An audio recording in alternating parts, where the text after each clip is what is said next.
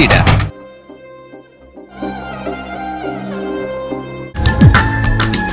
நம்ம தளபதி நோ சொன்னதால இங்க பல ஹீரோக்களுடைய வாழ்க்கையே மாறி போச்சு அப்படின்னு சொன்னா நம்புவீங்களா? ஆமாங்க, அது உண்மைதான். ஏன்னா இப்ப பலதரப்பட்ட நடிகர்கள் இருக்காங்க, அவங்களுக்குன்னு தனிப்பட்ட ஃபேன்ஸ் இருக்க தான் செய்யறாங்க. அவங்களும் பாத்தீங்கன்னா கண்டிப்பா அவங்களோட ஏதாவது ஒரு படத்தை வச்சுதான் அவங்களுக்கு இவங்க வந்து ஃபேன்ஸாவே வந்து மாறி இருப்பாங்க. அப்படி அவங்க கொண்டாடப்பட்ட அந்த ஒரு படம் வந்து பாத்தீங்கன்னா கண்டிப்பா விஜய் சார் அவர்கள் ரிஜெக்ட் பண்ண படமா தாங்க இருக்கு. என்னன்னா இவன் விஜயை பெருமையா பேசிட்டு இருக்கான் அப்படின்ற மாதிரி உங்களுக்கு தோண வேணாம். உண்மையிலே இப்ப நான் ஒரு 10 படங்கள் சொல்ல போறேன். இந்த 10 படங்களுமே விஜய் சார் அவர்களுக்கு வந்து அவர் வேணான்னு சொல்லி ரிஜெக்ட் பண்ண படம்.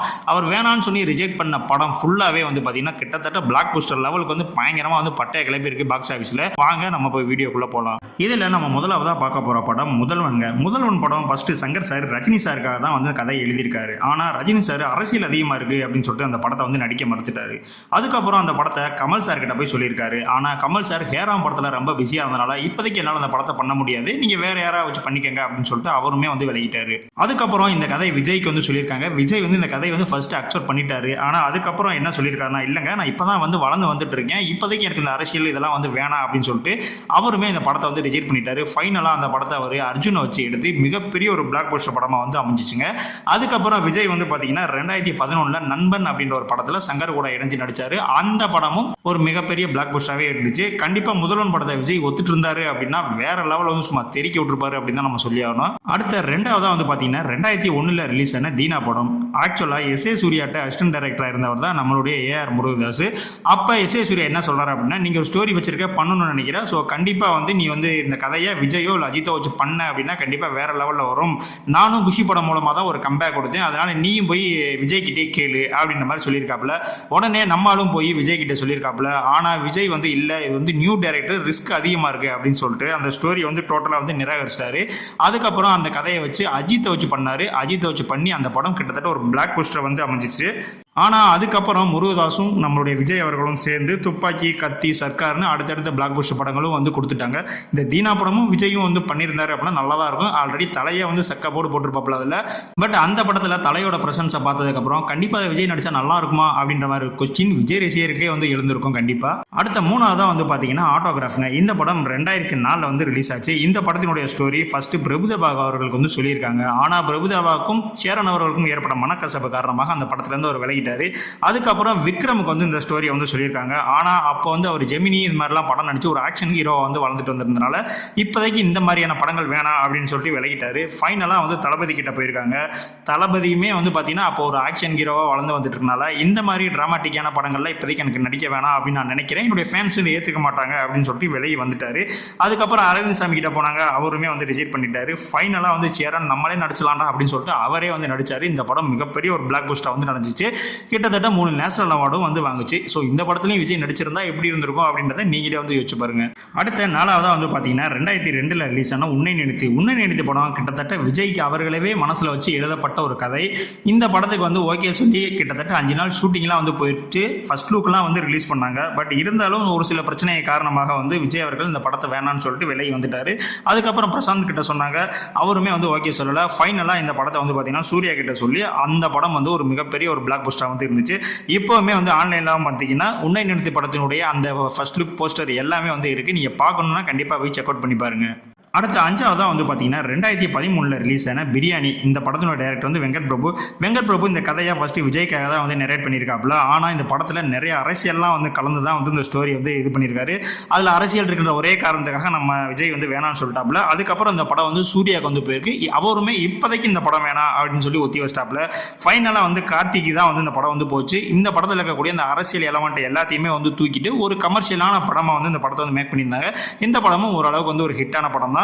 பட் இந்த படத்தை வந்து நிராகரிச்சது உண்மையிலே வந்து தளபதிக்கு வந்து சரிதான் அப்படின்ற மாதிரி தான் எங்களுக்கு தோணுது. ஸோ உங்களுக்கு என்ன தோணுது அப்படின்றதை வந்து கண்டிப்பா வந்து கமெண்ட்ஸ்ல வந்து சொல்லுங்க. அடுத்த 6ஆவதா வந்து பாத்தீங்கன்னா 2010 ரிலீஸ் ஆன சிங்கம். இந்த படம் ஹரி சார் தான் வந்து டைரக்ஷன். ஹரி சார் அவர்கள் இந்த படத்தை விஜய் சார் அவர்களை மனசுல வச்சு தான் அந்த ஸ்டோரி வந்து எழுதியிருக்காரு. பட் எனக்கு இப்போதைக்கு இந்த காப் ரோல்லாம் வேணாம், ஆல்ரெடி பண்ண 2 படங்களும் வந்து ஃபிளாப், அதனால காப் ரோல் வேணாம் அப்படின்னு சொல்லிட்டு டோட்டலா வந்து நிராகரிச்சிட்டாப்ல. அதுக்கப்புறம் இந்த படத்தை வந்து சூர்யா தான் நடிச்சாரு. அதுக்கப்புறம் சீரிஸ் 1, 2, 3, 4ன்னு ஒரு மிகப்பெரிய ஒரு பிளாக் போஸ்டர் சீரிஸ் வந்து இந்த படத்தை வந்து ஹிட் ஆச்சு. கண்டிப்பா இந்த படத்தை விஜய் அவர்கள் தேர்ந்தெடுத்திருந்தாரு அப்படின்னா கண்டிப்பாக வேற லெவலில் வந்து தெரிக்க விட்டுருக்கலாம், ஒரு சீரியஸாகவே வந்து கண்டினியூ பண்ணியிருக்கலாம். பட் இருந்தாலும் சூர்யா அவர்களும் வந்து பார்த்தீங்கன்னா அதை விட ஒரு ஒர்த்தான பெர்ஃபார்மன்ஸே தான் அந்த படத்தில் வந்து கொடுத்துருப்பாப்புல. இதில் ஒரு விஷயம் என்ன அப்படின்னு வந்து பார்த்தீங்கன்னா, இந்த சிங்கம் படம் ரிலீஸ் ஆகும்போது தான் சுறா படமும் வந்து ரிலீஸ் ஆச்சு. ஸோ ரெண்டுமே போட்டி போட்டதில் சிங்கம் படம் தான் வந்து வின் பண்ணிச்சுங்க. அடுத்த 7வதாக வந்து பார்த்தீங்கன்னா 2007 ரிலீஸ் ஆன சண்டைக்கோழி படம். இதில் லிங்குசாமி தாங்க டேரக்டர். ஸோ இந்த படத்தையும் அவர் விஜய் சாரை வச்சு தான் வந்து ஸ்டோரி வந்து நரேட் பண்ணியிருக்காரு. பட் ஸ்டோரி எல்லாம் கேட்டதுக்கப்புறம் கிட்டத்தட்ட ஃபர்ஸ்ட் லுக் எல்லாமே வந்து ரெடி ஆனதுக்கப்புறம் இல்லை இந்த படத்தினுடைய ஸ்டோரியில் வந்து பார்த்தீங்கன்னா என்னை விட ராஜகிரண் சாருக்கு தான் வந்து வெயிட் வந்து அதிகமாக இருக்குது. ஸோ இதில் அவருடைய கதாபாத்திரம் தான் வந்து மேலோங்கி இருக்குது அப்படின்னு சொல்லிட்டு சில காரணங்களால் இந்த படத்தை அவர் வேணான்னு சொல்லி மறுத்துட்டாருங்க. அதுக்கப்புறம் சூர்யாவுக்கு போயிருக்கு. சூர்யாவும் வந்து இந்த படத்தை வந்து ரிஜெக்ட் பண்ணிட்டாரு. அதுக்கப்புறம் விஷாலை வச்சு கண்டிப்பாக இந்த படத்தை வந்து எடுத்தாங்க. இது வேற லெவலில் வந்து ஹிட் ஆச்சுங்க. எனக்கு கண்டிப்பாக இந்த படத்தை வந்து இவர் மிஸ் பண்ணிட்டாரு, இந்த படம் பண்ணார் பயங்கரமாக இருந்திருக்குமே அப்படின்னு எனக்கு தோணுச்சுங்க. ஸோ உங்களுக்கு என்ன தோணுது அப்படின்றதையும் கமெண்ட்ஸில் வந்து சொல்லுங்கள். அடுத்த 8வதாக வந்து பார்த்தீங்கன்னா தரணி டைரக்ஷனில் 2003 ரிலீஸ் ஆன தூள் படங்க. இந்த தூள் படமும் விஜய் சாருக்காக எழுதப்பட்ட ஒரு கதை தான். பட் இந்த கதை வந்து அவருக்கு பிடிக்கல அப்படின்னு சொல்லி ரிஜெக்ட் பண்ணிட்டாப்ல. அதுக்கப்புறம் அஜித் சார் கிட்ட போகிறாங்க. அஜித் சாரும் இந்த படத்தை எனக்கு வேணாப்பா அப்படின்னு சொல்லி ரிஜெக்ட் பண்ணிட்டாரு. ஃபைனலாக வந்து விக்ரம் கிட்டே போயிட்டாங்க. ஆல்ரெடி தில்லுன்னு ஒரு படம் எடுத்து செம ஹிட்டாக வந்து அவர் கொடுத்துருந்தாரு. சரி இதுவும் அவரை வச்சே பண்ணிடலாம் அப்படின்னு சொல்லிட்டு உடனே விக்ரமை வச்சு எடுத்தாரு. இந்த படம் மிகப்பெரிய பிளாக் போஸ்டர் ஆகி 225 நாளுக்கு மேலே போய் அவருடைய கேரியர்லேயே தி பெஸ்ட் படமாக வந்து தூள் படம் வந்துச்சுங்க. இந்த படமும் விஜய் நடிச்சிருந்தா எப்படி இருக்கும் அப்படின்றதையும் நம்மளுடைய கமெண்ட்ஸ் வந்து மறக்காம வந்து சொல்லிட்டு போங்க. ஆனால் அதுக்கப்புறம் வந்து பார்த்தீங்கன்னா தரணி அவர்கள் 2004 கில்லி படம் அவரை வச்சு பண்ணிட்டாரு. அதுவும் ஒரு மிகப்பெரிய பிளாக் போஸ்டர் தாங்க வந்து அமைஞ்சிச்சு. அடுத்த 9வதாக வந்து பார்த்தீங்கன்னா 2002 ரிலீஸ் ஆன பொன்னியின் செல்வன். இந்த படத்தை அவர் ஆல்ரெடி சொல்லிட்டாரு, நான் வந்து இந்த வந்தியத்தேவன் கேரக்டரை விஜய் சாரை வச்சு தான் எழுதுனேன் அப்படின்னு அவரே சொல்லிட்டாரு. பட் இது என்ன காரணம்னு தெரியல, அவருக்கு வந்து அந்த கேரக்டர் பிடிக்கல அப்படின்ற ஒரே காரணத்துக்காக நான் இல்லப்பா நான் நடிக்கல அப்படின்னு சொல்லி விலகி வந்துட்டாப்ல. இந்த படம் எப்படி அதெல்லாம் வந்து வேற விஷயம். ஆனால் கண்டிப்பாக அந்த வந்தியத்தேவன் கேரக்டர் விஜய் சார் அவர்களை பண்ணியிருந்தா இன்னுமே வந்து சூப்பராக இருந்திருக்குங்க. கார்த்தி சார் நல்லா தான் பண்ணாருன்னு இல்லைன்னு சொல்லல. பட் அந்த ஒரு சாமிங்காக ஒரு கியூட்டாக அந்த மாதிரி விஷயங்கள் பண்ணுறதுக்கு விஜய் கண்டிப்பாக அந்த படத்தில் ஒருத்தா இருந்திருப்பாரு. பட் விட்டுட்டாங்கன்னு சொல்றதை விட நம்ம தளபதி விட்டுட்டாரு. கண்டிப்பா அந்த ரோல் பண்ணியிருந்தா வேற லெவலில் வந்து சும்மா தெரிக்க விட்டுருக்காங்க. அதுக்கப்புறம் 10வதா வந்து பாத்தீங்கன்னா ரன் படம் 2002 வந்து ரிலீஸ் ஆச்சு. இந்த படத்தினுடைய டைரக்டர் வந்து பாத்தீங்கன்னா லிங்குசாமி தான். ஆல்ரெடி சண்டைக்கோழியே வந்து மிஸ் பண்ணிட்டாப்ல. ஸோ இந்த படத்தினுடைய கதையும் வந்து இவருக்காக தான் வந்து எழுதப்பட்டுச்சு. பட் விஜய் அவர்கள் இதில் சின்ன சின்ன சேஞ்சஸ்லாம் வந்து பண்ண சொல்லியிருக்காங்க. பட் அவர் வந்து இல்லை அக்செப்ட் பண்ணலை. அதனால வந்து விஜய் அவர்கள் இந்த படத்தில் வந்து விலகிட்டாப்ல. அதுக்கப்புறம் இந்த படம் அஜித் அவர்களுக்கு சொன்னாங்க. அஜித் அவர்களும் இந்த படத்தை வந்து ஏற்றுக்கிறல. ஃபைனலாக மாதவன் அவர்களுக்கு சொன்னாங்க. மாதவன் அவர்கள் நடித்து இந்த படம் ஒரு மிகப்பெரிய ஒரு சூப்பர் ஹிட் படமாக வந்து அமைஞ்சிச்சு. அது மட்டும் இல்லாமல் மாதவன் அவர்களுடைய கேரியர் பெஸ்ட் படமாகவும் அவரோட ஆக்ஷன் ஹீரோவும் மாற்றினது இந்த ரன் படம் தாங்க.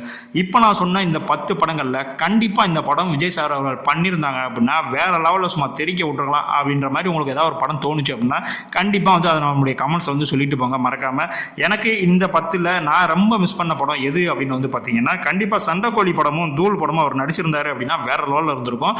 பட் அதுதான் மிஸ் பண்ணிட்டாரே அப்படின்ற மாதிரி எனக்கு தோணுது. ஸோ உங்களுக்கு தோன்றதையும் கண்டிப்பாக வந்து கமெண்ட்ஸில் சொல்லுங்கள். இதே மாதிரியான அடுத்த ஒரு வீடியோவில் உங்களை நான் சந்திக்கிறேன். அதுவரை உங்களிடமிருந்து விடைபெறுவது உங்கள் சக்தி. பாய்.